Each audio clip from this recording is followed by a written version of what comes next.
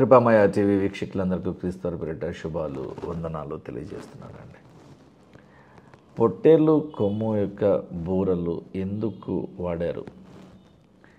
మిగతా ఏమైనా వాడచ్చు కదా. ఎంతో తెలివి జ్ఞానము కలిగినటువంటి ఇశ్రాయేలీలు ఎందుకు ఆ కొమ్ములనే బూరలుగా వాడారు?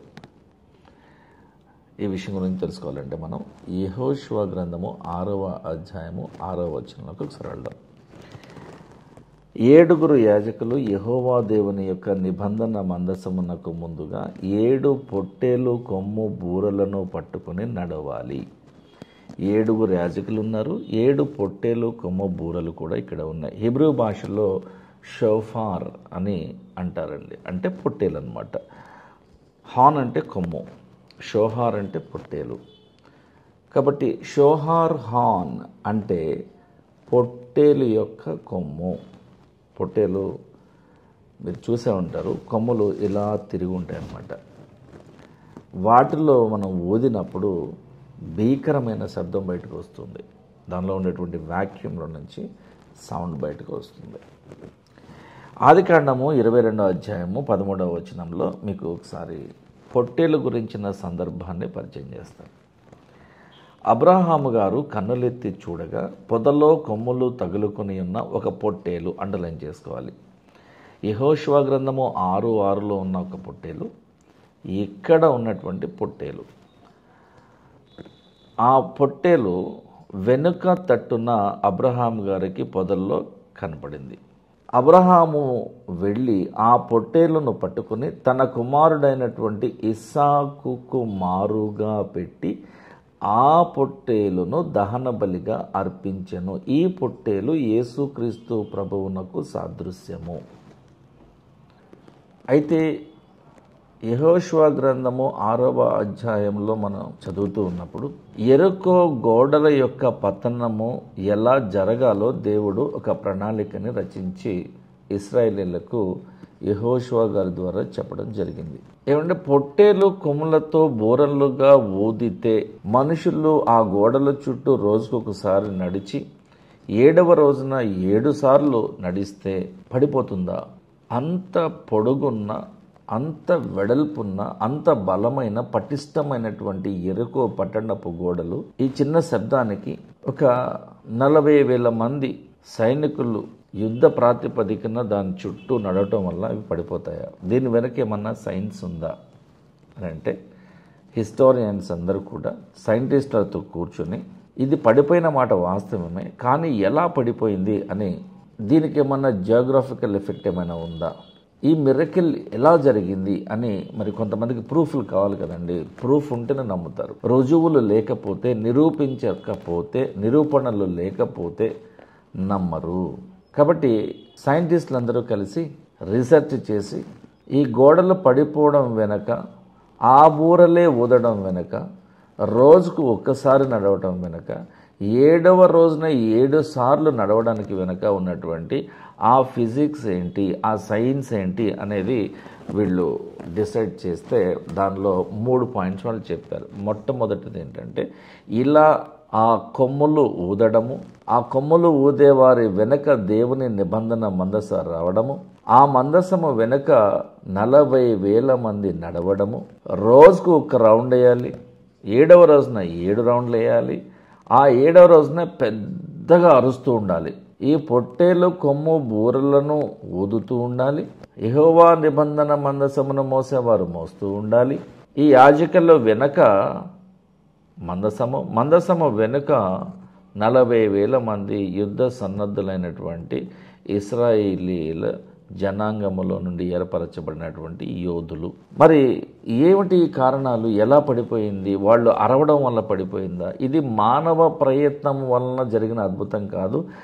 దేవుని యొక్క ఉనికి అక్కడ దేవుని యొక్క నిబంధన మందసము రూపంలో ఉన్నది. ఏమండి, ఫస్ట్ పాయింట్ ఏంటంటే, ఈ యెరికో గోడల పతనానికి ఉన్నటువంటి సైంటిఫిక్ రీసెర్చ్లో తెలియనటువంటి ప్రూఫ్లలో ఫస్ట్ వన్ రెజొనెన్స్ అంటే ప్రతిధ్వని, రెండవది ఎర్త్క్వేక్ భూకంపము, మూడవది పల్స్ థియరీ, ఈ మూడింటిని ఆధారము చేసుకొని వాళ్ళు ప్రూవ్ చేసింది ఏంటంటే ఇన్ని కారణాల కారణంగా ఎరికో గోడలు బలహీనమైపోయినాయి. వారి అరుపుల దెబ్బకు, వారి నడక దెబ్బకు అవి కూలిపోయినాయి. అంటే దేవునికి ఎంత సైన్స్ తెలుసు, దేవుని యొక్క ఎస్టిమేషన్ ఎంత పవర్ఫుల్గా ఉంటుంది. దేవుని యొక్క ప్రజెన్స్ అక్కడ లేకపోతే వాళ్ళు గెలిచేవాళ్ళేనా? దేవుని యొక్క ప్రణాళిక చొప్పున ఇశ్రాయేలీలందరూ కూడా ఎరికో గోడల చుట్టూ రోజుకు ఒకసారి తిరుగుతూ 7వ రోజున 7 సార్లు తిరగడం జరిగింది. ఇది దేవుని యొక్క అంచనా ప్రకారము జరిగింపబడిన క్రియ.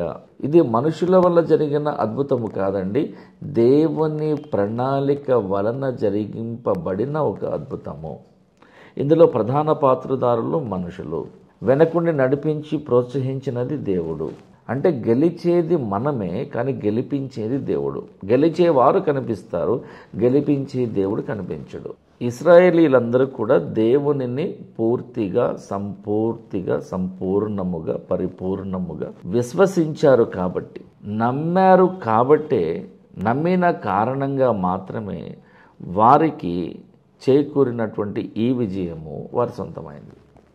దేవుని యొక్క ఏర్పాటు, దేవుని యొక్క ప్రోత్సాహము, దేవుని యొక్క శక్తి, దేవుని యొక్క మహిమ మీరు అక్కడ చూడవచ్చు. ఇశ్రాయేలీలు ఎంత విధేయత చూపిస్తే అంత ఆశీర్వాదాన్ని పొందుకున్నారు. ఎంత అవిధేయత చూపిస్తే అంతటి ఉపద్రవాన్ని కూడా వాళ్ళు ఎక్స్పీరియన్స్ చేయవలసి వచ్చింది. కాబట్టి ఈ ఎరికో గోడలు పతనము వెనుక ఉన్నది మానవ శక్తి కాదు, కానీ దైవిక శక్తి మాత్రమే. మరొక విషయం చెప్పాలంటే, పొట్టేలు కొమ్ము యొక్క బూరల మీద ఎందుకు ఆధారపడ్డారు అనే ప్రశ్న మనకు రావాలి. పొట్టేలు అనగా ఆ రోజున అబ్రహాము గారు కొమ్ములు పొదలకు తగులుకొని ఉన్నటువంటి, ఇరుక్కుని పోయినటువంటి పరిస్థితుల్లో ఉన్న ఆ పొట్టేలు యేసుక్రీస్తు ప్రభువునకు సాదృశ్యం.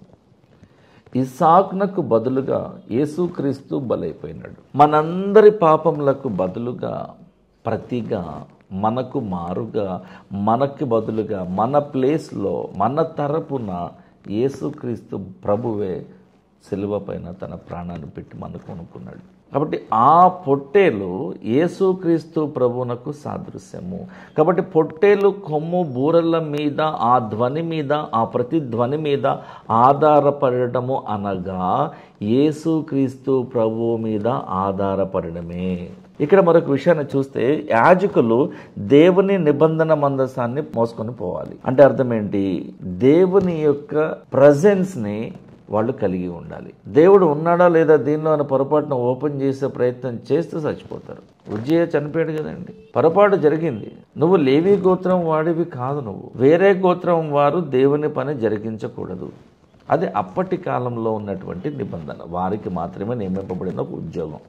ఈ రోజున పాస్టర్ పని ఎవరైనా చేయొచ్చు. డబ్బుల మీద ప్రేమ లేని వారు, ఏకపత్ని పురుషులు, దేవుని చేత నిజంగా సేవకై పిలువబడిన వారు, స్వార్థము లేనివారు, బింకములాడనివారు, లేదా ఈ లోక మర్యాద చొప్పున నడవని వారు, త్రాగుబోతులు కానివారు, తిట్టుబోతులు కానివారు, ఎవరైనా సరే, ఏ ప్రాంతం వారైనా సరే, కులముతో సంబంధం లేకుండా, మతంతో సంబంధం లేకుండా, ప్రాంతంతో సంబంధం లేకుండా, నీ స్కిన్ కలర్తో సంబంధం లేకుండా, ఎందుకంటే ఈ వర్ణము ఈ రోజున చాలా ఇంపార్టెంట్. ముఖ్యంగా భారతదేశంలో వర్ణ వ్యవస్థ ఉంది. ఇదొక దిక్కుమాలిన వ్యవస్థ. నల్లగా ఉన్న వారంతా చెడ్డవారు, శుద్రులు, ఎర్రగా ఉన్న వాళ్ళంతా మంచులు, వాళ్ళు ఒక ఉన్నతమైనటువంటి ఒక వర్గానికి చెందిన వారని ఒక నానుడు నడుస్తూ ఉన్నది.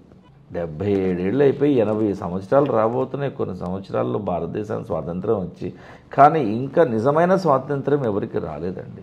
ఇప్పటికీ కుల విభజన అని, మత విభజన అని, ప్రాంత విభజన అని, భాష పేరున విభజన అని గందరగోళం. కానీ క్రైస్తవ్యంలో ఎవరైనా సరే సేవ చేయవచ్చు. ఫలానా మతంలో పూజారి ఫలానా వర్గానికి చెందినవాడై ఉండాలి, కానీ క్రైస్తవ మతంలో పూజారి అనగా పాస్టర్ గారు, సంఘ కాపరి, ఏ మతం వాడైనా, ఏ కులం వాడైనా, ఎటువంటి వాడైనా, నల్లవాడైనా, తెల్లవాడైనా, చదువుకున్నవాడైనా దేవుని యొక్క అనుమతి చొప్పున మీరు దేవుని సేవ జరిగించవచ్చు. ఇబ్బంది ఏం లేదు.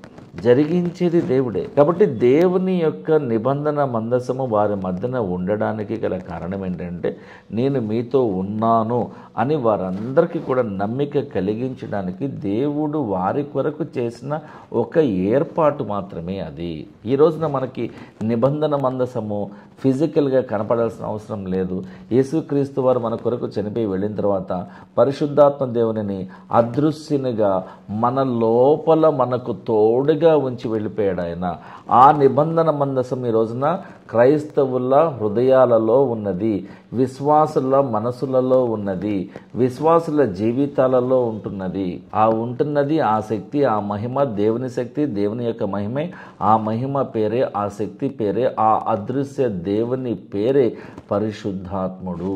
మరి పరిశుద్ధాత్ముడు మన మీదకు వచ్చినప్పుడు అల్లరి చేస్తామా, గంతులు వేస్తామా, బట్టలు ఎట్టిపోతున్నాయి కూడా చూసుకోకుండా గందరగోళంగా చేస్తామా? చెయ్యం. కాబట్టి దేవుడు అల్లరికి కర్త కాడు, సమాధానమునకు మాత్రమే కర్త అనే వాక్యాన్ని మర్చిపోతున్నటువంటి కొన్ని సంఘాల వారు మారవలసిందిగా కోరుకుంటున్నారు. మీ వలన క్రైస్తవ్యానికి చెడ్డ పేరు వస్తుంది. మీరు చేస్తున్న పనికి మాలిన దరిద్రపు డాన్సుల వలన క్రైస్తవ్యానికి చెడ్డ పేరు వస్తున్నది. కాబట్టి ఇక్కడ పొట్టేళ్ళు కొమ్ముల బూరలు ఊదడం అనేటువంటిది దేవుని యొక్క ఉనికిని, ఆయన యొక్క శక్తిని ప్రదర్శించే విషయమే మనకు కనిపిస్తున్నది. అంతేకాని ఈ రోజున కూడా మనము చర్చిలలో పొట్టేలు కొమ్ముల బూరలను తీసుకొని వచ్చి ఊదాలి అనేటువంటిది కరెక్ట్ కాదు. చిన్న ప్రార్థన కొరకే తలలో వచ్చిందాం. పరలోకమందున్న మా తండ్రి, మా ప్రార్థన ఆలకించండి ప్రభువా. మా వాక్య పరిచర్య అంతా కూడా మేమే కాదు, ఎవరు చేసినా సరే ప్రతి ఒక్కరి పరిచర్య, ప్రతి ఒక్కరి ఆరాధన, ప్రతి ఒక్కరి స్తుతి యాగము నీకు నచ్చేదిగా, నీవు మెచ్చేదిగా ఉండాలని కోరుకుంటున్నాం ప్రభువా. మా మాటలు కొద్దిగా ఉండాలని నువ్వు చెప్పి ఉన్నావు. నీ సన్నిధికి వచ్చినప్పుడు మా ప్రవర్తన జాగ్రత్తగా చూసుకోవాలని కూడా నువ్వు చెప్పి ఉన్నావు ప్రభువా. అందరికీ ఆమోదయోగ్యంగా ఉండేటువంటి వాక్యాన్ని ప్రకటించాలని, సూటిగా నీ సత్యవాక్యమును ప్రకటించాలని, భయపడక, అదరక, బెదరక నీ వాక్యాన్ని ఉన్నది ఉన్నట్టుగా ప్రకటించే ప్రయత్నం చేస్తూ ఉండగా మా ప్రయత్నం అంతట్లో మాకు తోడుగా ఉండి మమ్మల్ని నడిపిస్తున్న విషయాన్ని బట్టి వందనాలు ప్రభువా. ఈ కార్యక్రమాన్ని వినబోతున్న ప్రతి ఒక్కరి అవసరతను మీరు జ్ఞాపకం చేసుకున్నాడు నాయన. మా మనోన్నతములను తెరవండి ప్రభువా. మాలో ఉన్నటువంటి బలహీనతల నుంచి మాకు విడుదల కలుగు చేయండి, అపోహల నుంచి మాకు విడుదల కలుగు చేయండి ప్రభువా. నీ వాక్యం అనేటువంటి ఉదక స్నానములో మేము పరిశుద్ధులముగా తీర్చబడే విషయమే మాకు సంపూర్ణ సహాయం చేయమని యేసుక్రీస్తు వారి యొక్క పరిశుద్ధ నామములో ప్రార్థించి వేడుకుంటున్నాం తండ్రి. ఆమేన్. Thank you.